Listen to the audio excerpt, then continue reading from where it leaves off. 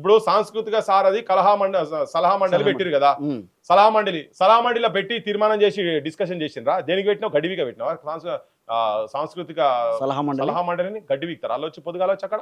రేపు పొద్దుగాల ఎస్పీ బాలసుబ్రహ్మణ్యం విగ్రహమును ఆ ఘంటసాల విగ్రహం వచ్చి అన్ని తూట్పాలి చేసుకుంటూ కూర్చోాలి వాళ్ళు. అడిగిన వాళ్ళని అసలు దానిలోకి బయటకు వచ్చుకున్నారు, మాట్లాడుతున్నారు. మా పసునూరు రవేసంటోళ్ళు, మా ఒగ్గు రవేసంటోళ్ళు కొంతమంది మాట్లాడుతున్నారు, ఆర్టికల్స్ కూడా రాస్తున్నారు. అరే ఇదెక్కడ అంటే వాళ్ళను అడుగు. మరి దేని గురించి పెట్టుకున్నాం? మా కుదండరాం ఎండార్స్మెంట్ ఉన్నదా దాంట్లో? లేదు.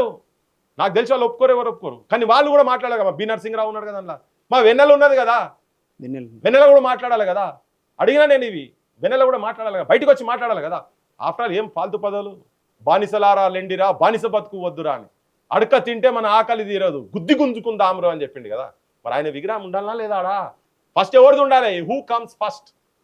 6 బుల్లెట్లు తిన్నా గద్దరన్న స్పైనల్ కార్డులో బుల్లెట్ ఉంటుంది, ఆయన పట్టుకొని తిరుగుతాడు. నీ పార్టీ కూడా సపోర్ట్ చేసిండు, నిన్ను కూడా హక్కున చేసుకుంటాడు. నువ్వు ఇంటికి పోతే నా గద్దరన్న స్ఫూర్తి అని చెప్తావు, కొడుకుకేమో అవమానం చేస్తావు.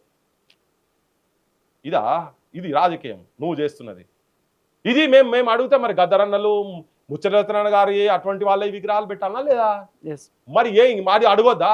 ఇది నేను అడిగింది ప్రభుత్వంతో.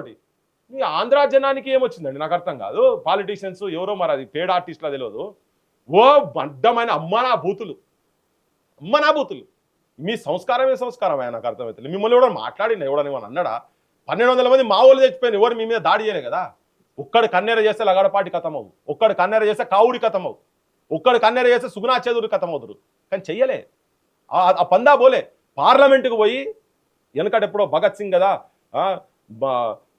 భైరవంకు సునానేకి ధమాకేకి జరూరత్ అవుతా అని చెప్పని అసెంబ్లీలో బాంబేసింది కదా. అట్లా కూడా మా వాళ్ళు కనీసం బయట ఉండి చూస్తే పార్లమెంట్ ముంగట ఊరేసుకొని మా యాదిరెడ్డి చచ్చిపోయింది, మా సమస్యలు వినుండ్రి, మా తెలంగాణ గోస వినుండ్రి అని చెప్పాను.